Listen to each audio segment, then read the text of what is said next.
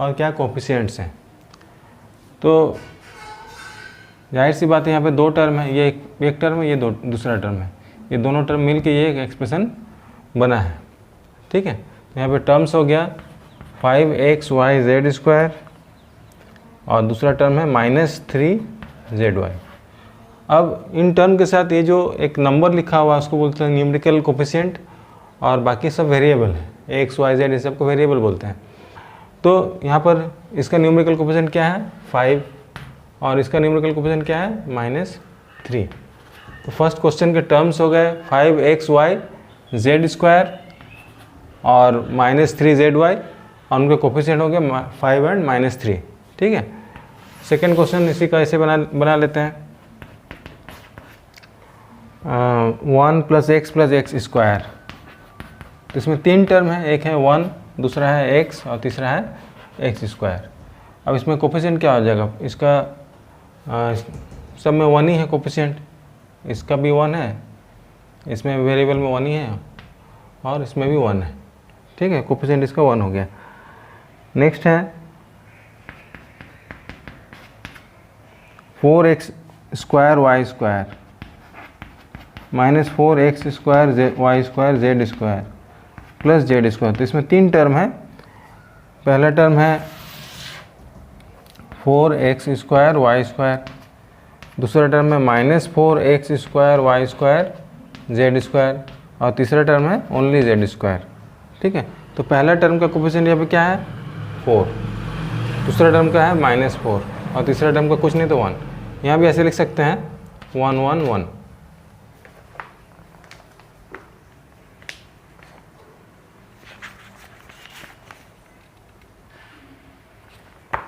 Next 3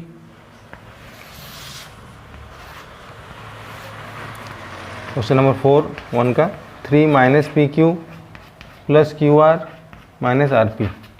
तो यहाँ पे चार टर्म बन रहे हैं, एक है 3, दूसरा है -pq, तीसरा है qr, फोर्थ है rp। अब कोफिशिएंट लिखना है, पहला है 3, फिर है कुछ नहीं है तो 1 लिखेंगे -1, फिर 1, फिर -1। तो इस तरह से इनको सॉल्व करना है। क्वेश्चन नंबर 2 में आ जाते हैं। Classify the following polynomials as monomial, binomial and trinomial, which polynomials do not fit in any of this categories. तो कौन सा मोनोमियल है, कौन सा बाइनोमियल है, कौन सा ट्राइनोमियल है ना, हमको ये देखना है। अगर सिंगल टर्म है तो मोनोमियल है, 2 टर्म है तो बाइनोमियल है, 3 टर्म है तो ट्राइनोमियल है, और उससे ज़्यादा है तो इसमें फिट नहीं हो पाएगा। तो पहला जो एक्सप्रेशन है हमारा x + y, तो यहाँ पे 2 टर्म है, x है और y है, x और y, तो ये हो गया बाइनोमियल। फिर सेकंड है यहाँ पे 1000, तो इसमें एक ही टर्म है, ये हो गया मोनोमियल। ठीक है, एंड थर्ड है 7 + y + 5x, 7 + y + 5x, तो इसमें 3 टर्म बन रहे हैं, ये हो गया ट्राइनोमियल।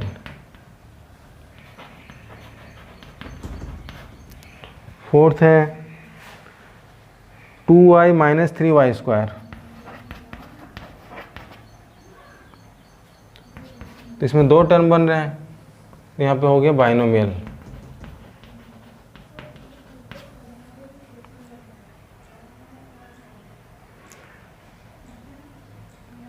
ठीक है, फिर 2y -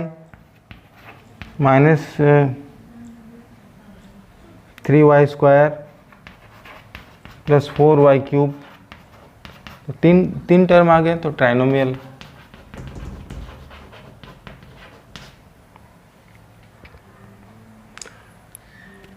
तो इस तरह से इसको सॉल्व करना है। अभी एक ऐसा भी टर्म है, देखो AB + BC + CD + DA, तो इसमें 4 टर्म हो जा रहे हैं, तो ये इस कैटेगरी में नहीं आएगा, है ना। This term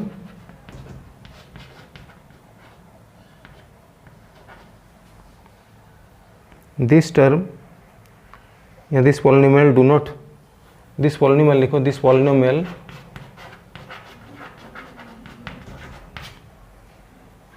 do not fit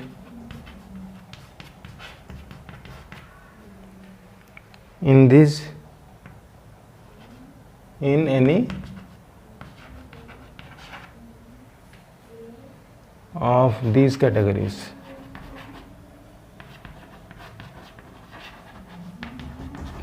क्योंकि इसमें 4 टर्म आ जा रहे हैं, ठीक है।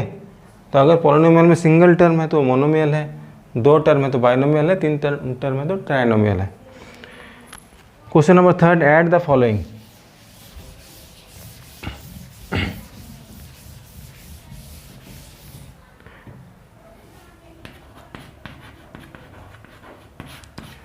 ऐड करना है A B minus B C, ये पहला टर्म, फिर दूसरा है बी सी माइनस सी ए, और थर्ड टर्म है सी ए माइनस ए बी,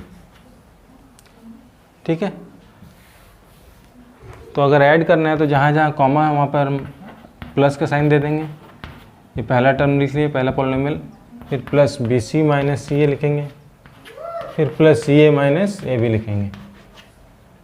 अब जितने भी लाइक टर्म्स हैं उसको एक कैटेगरी में लेके आएंगे। जैसे यहाँ भी ए बी है, यहाँ भी ए बी है, तो इन दोनों को एक साथ लिखेंगे। बी सी और बी सी को एक साथ लिखेंगे, सी और सी ए तो एक साथ में ही है। तो ए बी है, फिर माइनस ए बी है यहाँ पे, तो माइनस ए बी लिखेंगे। फिर माइनस बी सी है और प्लस बी सी एक साथ लिख दिए, minus C A plus C A. तो A B minus A B क्या हो जाएगा, 0 हो जाएगा, है ना। या फिर ऐसे काट भी सकते हैं कि ये दोनों सेम है लेकिन प्लस माइनस में है। B C minus B C भी 0 हो जाएगा, सी ए माइनस सी ए 0 हो जाएगा। तो ओवरऑल इसका आंसर आएगा 0। Question number 2, A minus B plus A B, A minus B plus A B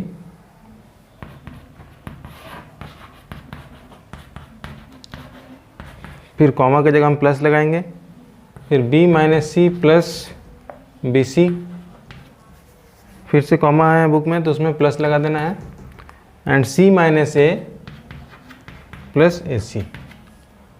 अब सबसे पहले हम जितने भी लाइक टर्म्स है उसको एक साथ करेंगे।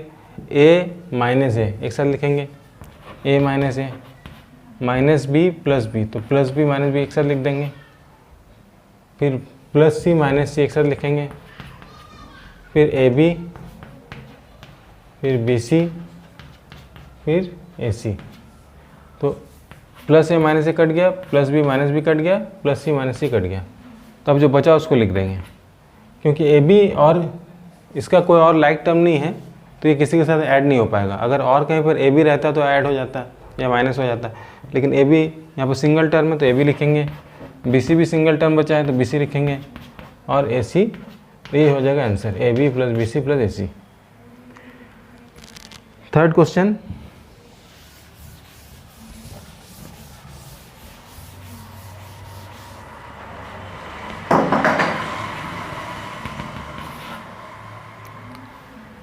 To P square Q square minus 3pq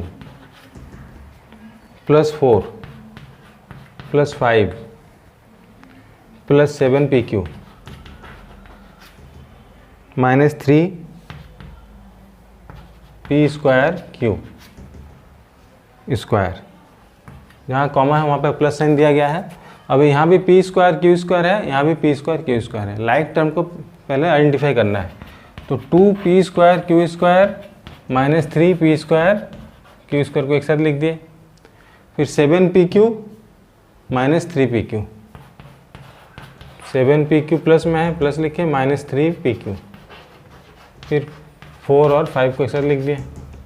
अब ये दोनों लाइक टर्म है तो हमको क्या करना है, 2 माइनस 3।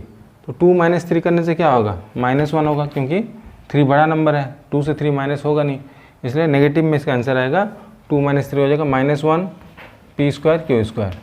तो 1 को निकलने का ज़रूरत नहीं रहता है क्योंकि 1 सभी का फैक्टर रहता है।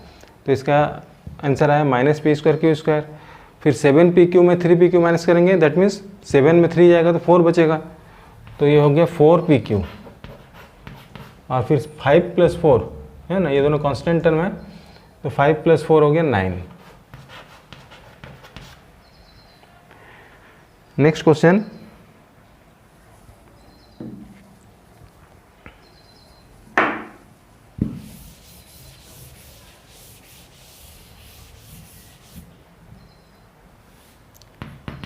Question number 4, L square plus M square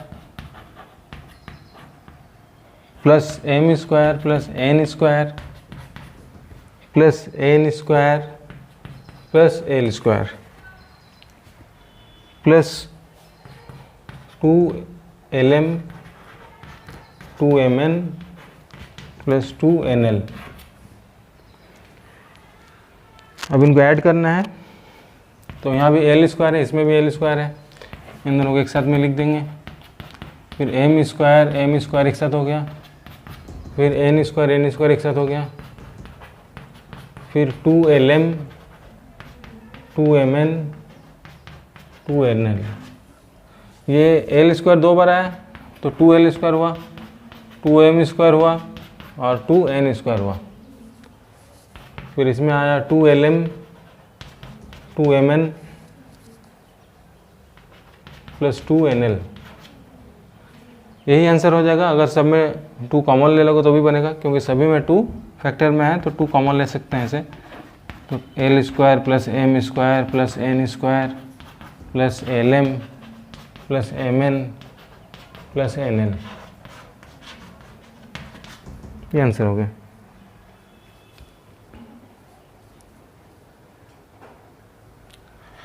question number 4, subtract 4a minus 7ab plus 3b plus 12 from 12a minus 9ab plus 5b minus 3।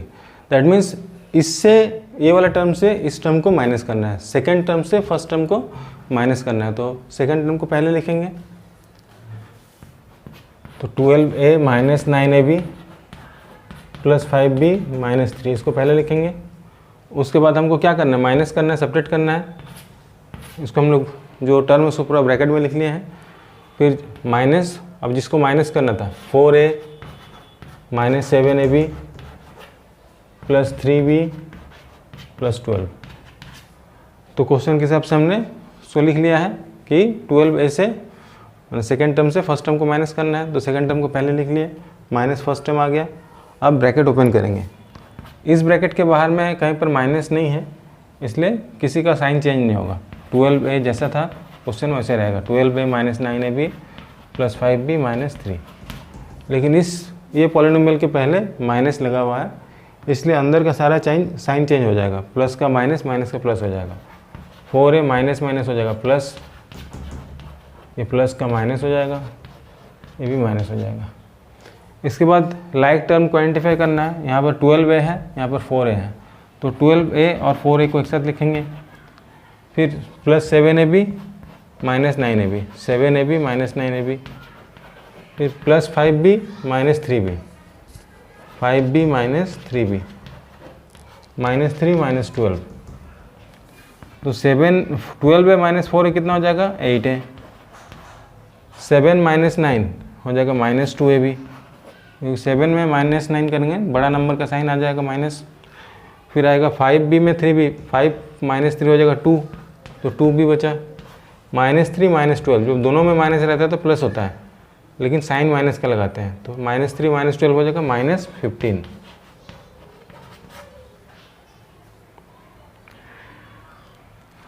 Four का सेकेंड क्वेश्चन, बी नंबर।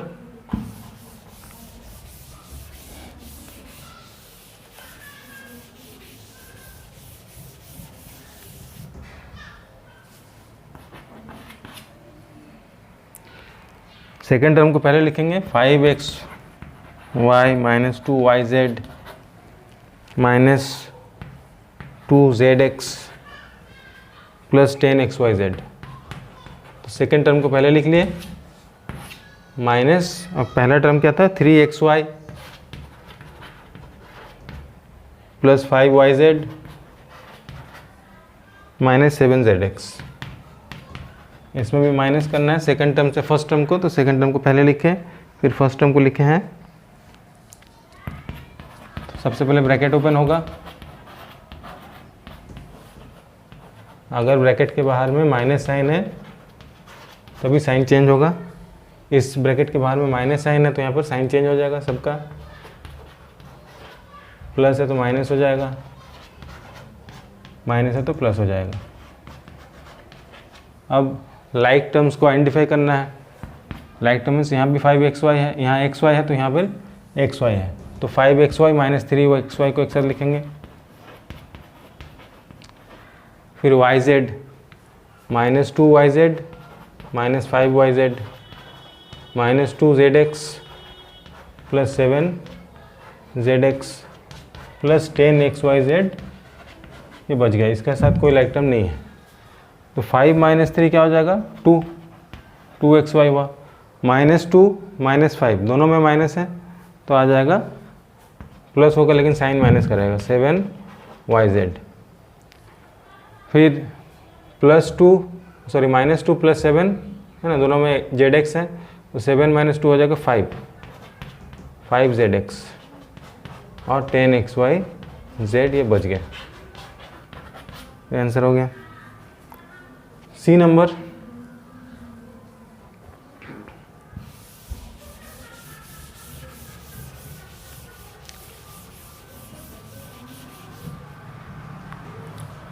सी में भी सेकंड टर्म को पहले लिख लेते हैं। 18 minus 3p minus 11q plus 5pq minus 2pq square plus 5p square q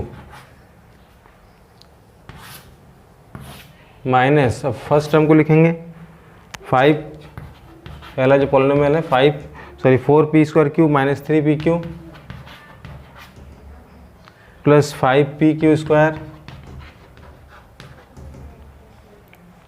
minus 8p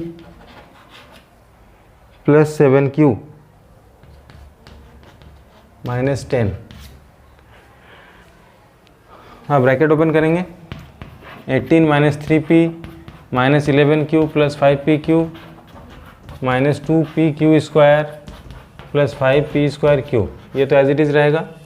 यहाँ पर माइनस है तो यहाँ अंदर का साइन चेंज हो जाएगा सबका, 4p square q plus 3pq minus 5pq square plus 8p minus 7q plus 10। अब लाइक टर्म्स को आइडेंटिफाई करना है। 18 कांस्टेंट टर्म में 18 प्लस 10, तो 18 और 10 को एक साथ लिख देंगे। फिर minus 3p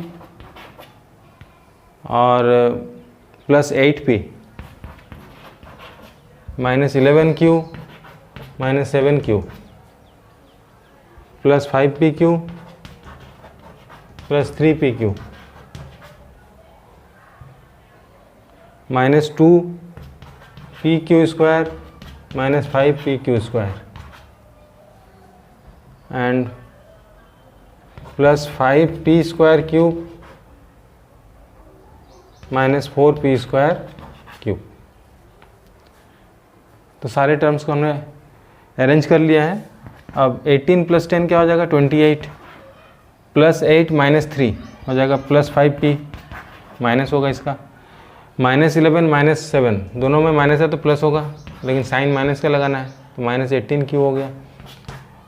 5 plus 3 8pq minus 2 minus 5 minus 7pq square, 5 minus 4 1, तो 1 लिखने की ज़रूरत नहीं है, p स्क्वायर क्यू डायरेक्ट लिखेंगे। तो ये हुआ इसका आंसर। तो 9.1 एक्सरसाइज पूरा कंप्लीट हो गया है। कुछ डाउट हो तो पूछना।